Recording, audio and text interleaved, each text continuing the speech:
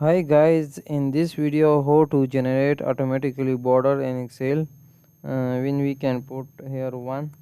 So here we can see that automatically generated border with respect to text. So the method is we can select your area in Excel, then go to conditional format. Here click new role.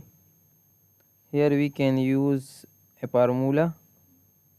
Click here, we can select this cell and we can remove the dollar symbol.